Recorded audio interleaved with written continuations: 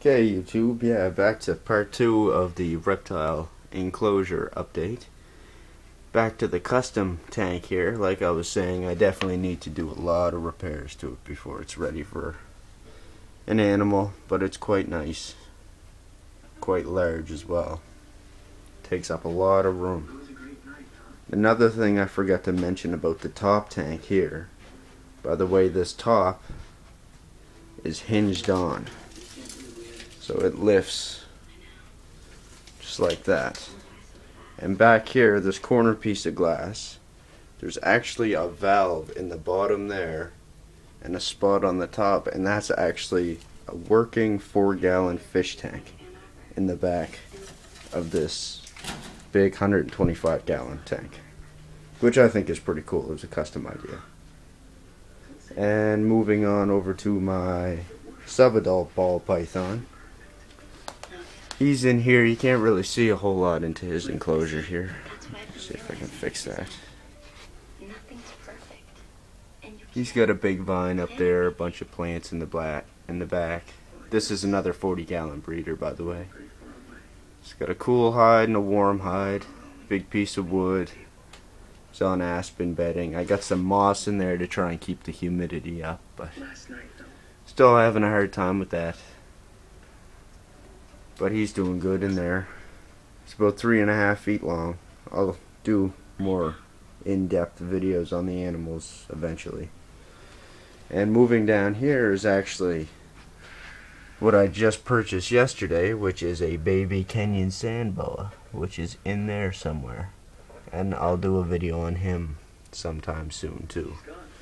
I'm just letting him get settled right now. Just kind of adjusting his tank. I'll be moving him into a bin that's a lot shorter than this one, just because he definitely doesn't need the height for it.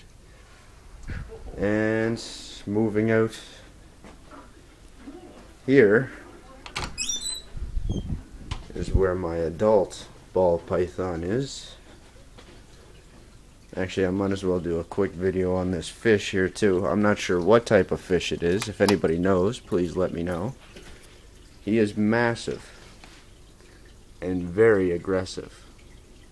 We can't put anything else in there with him because he'll just attack or eat it. But yeah, if anybody knows exactly what he is, please let me know, because I am not sure. We actually ended up getting him for free. So moving along, over here is where I keep my adult ball python female. She's just pushing 4 feet, just over 4 feet long. This tank I think is either 55 or 65 gallon long. Doesn't have too much for width, but it's pretty long. It works for nice piece of wood in there, some plants, nice background for her. And she only has the one hide, but she's only had it her entire life, and I was actually the 3rd person to get her. So I haven't really changed anything about it. She seems to do just fine with it. And up here is where I keep my crickets for my lizard. Or dragon, I should say. But I definitely will do in-depth videos on the animals, especially if you guys want me to. I'm just getting new into the YouTube video whole situation here. Oh, and another thing, you guys are probably wondering about the heat lamp on the inside of the tank. That wasn't originally my idea, and I only use it in the daytime when I know she's not out and around it, and she barely comes out of her hide as it is. She really doesn't utilize the space in that tank. But I am very cautious with that heat lamp. She also has a heat pad under her warm hide, so just to let you guys know about that.